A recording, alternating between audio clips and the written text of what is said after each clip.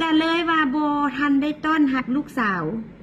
ลูกสาวมาแท้ๆเนาะมาเวียงจันทน์ทั้งที่มาใกล้ๆนี่ก็บ่ได้ต้อนรับลูกสาวเนื่องจากเฮากับพ่อเฮาอ่ะนะตัวเองก็ยังได้ไปเซาโรงแรมอยู่ว่าซั่นต่อไปไขข้อสงสัยว่าเป็นอย่างแม่จอยจึงบ่มาพบธิดาลาวก่อนหน้านี้ทั้งที่พอผู้กับพาไปแลนวีซ่าอยู่ที่เวียงจันทน์แม่จอยตอบชัดเจนว่าติดภารกิจแบบนี้เองทุกคนเข้าใจ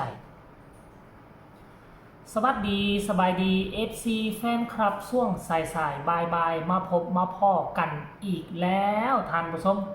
มีบ่ม่มธิดาลาวมีบ่ม่มเรื่องราวของแม่จอยกับครอบครัวศรีวิไลซึ่งช่วงนี้กลายเป็นกระแสเลยกลายเป็นกระแสให้กับสื่อสังคมโซเชียลโดยเฉพาะ FC แฟนคลับของน้องธิดาลาวจนบ่อยากง่ายไปฟังข่าวซ่องใดเลยนะท่านผู้ชมเรื่องราวของแม่จอยเรื่องราวของน้องธิดาลาวนี่มันเป็นเรื่องราวที่มหัศจรรย์ซึ่งเราหมดเดือนหมดปีก็บ่หมดนะท่านผู้ชมมันเป็นเรื่องมหัศจรรย์เป็นเรื่องบุญวาสนาที่จะนำพามาพบมาพ้อกันมีปัญหาหลายสิ่งหลายอย่างปานใดแต่ข้าเจ้าก็ได้มาพบมาพ้อกันคือเก่าเช่นเคยเนาะหลายคนก็ว่าได้ยินข่าวว่าแม่จอยมาลาวตั้งแต่เดือน4พุ่นก่อนปีหมอกก่อนปีใหม่พุ่นนะคือว่าบ่เห็นมาหาลูกสาวแล้วตอนที่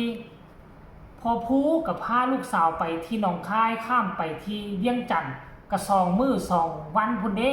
คือบ่เห็นแม่จอยไปเยี่ยมยามถามข่าวคือบ่เห็นไปหากันเกิดอีหยังขึ้นกันเนาะแม่จอยเพิ่นก็ได้เฮ็ดคลิปออกมาแล้วหลายคนกระจ่างแจ้งสาเหตุหลักก็คือความจริงละบ้านของเพิ่นมันแล้วล่ะพร้อมเข้าอยู่ได้แล้วแต่ขั้นตอนสุดท้ายก่อนจะเข้าอยู่เพิ่นก็ไปตรวจไปตาถูกต้องตามแบบที่เฮาต้องการบ่ถูกต้องตามวิศวกรเขาเจ้าออกแบบบ่ปรากฏว่ามันก็บ่ได้ตามแบบที่ใจมักที่ใจต้องการก็เลยบ่สามารถเข้าไปอยู่ได้และอีกอย่างนึงเฮือนนั่นก็คือบ่ทันมีไฟฟ้าเทื่อ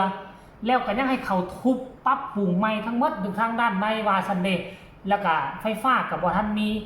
ถึงแม้ว่าก่อนพอผู้จะไปก็ได้ยินข่าวแว่วๆว่าอาจจะได้พบได้พ้อ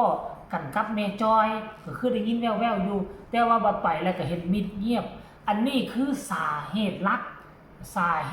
กที่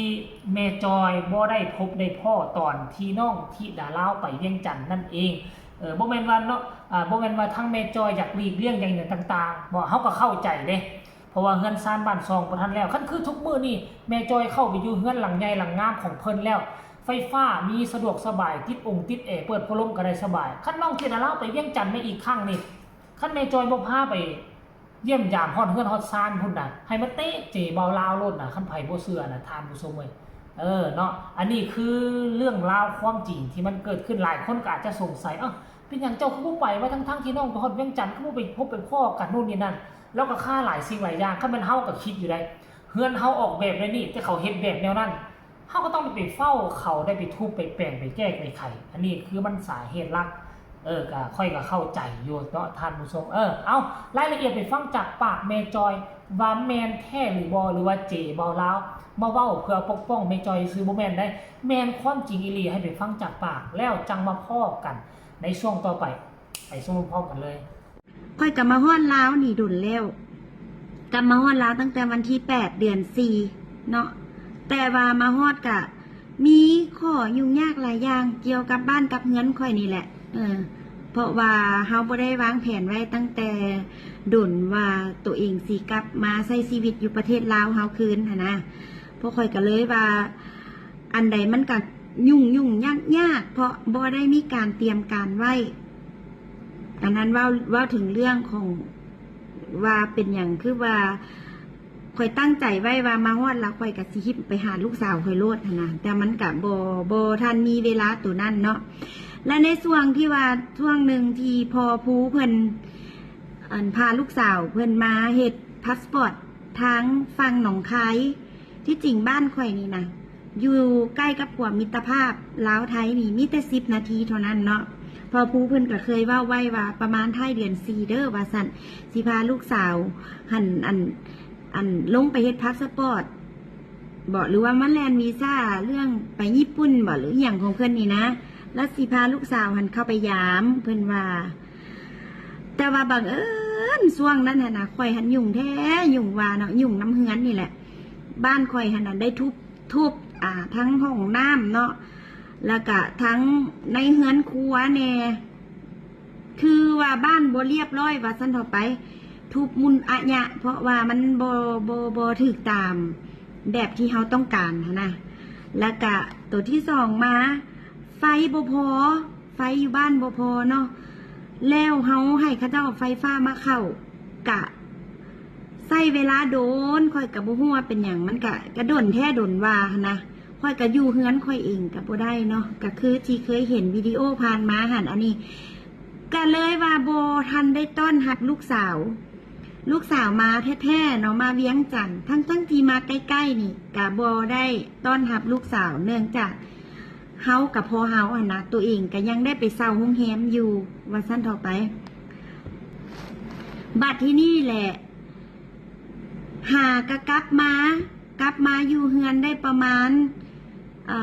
3 มื้อ 4 มื้อบ่หรือว่าเกือบชิดนี่แหละเพิ่นละมาใส่ไฟเนาะไฟฟ้าเข้าเฮือนได้สินะแล้วก็ทุกสิ่งทุกอย่างก็ถือว่าพอเฮาต้องใช้ไฟฟ้าเด้เวลาเฮาเฮ็ดเฮือนโครงเฮือนครัวเขาเจ้าเจาะผนังหยังต้องได้ใส่สว่านหยังหั่นน่ะเนาะเห็นบอกทุกคน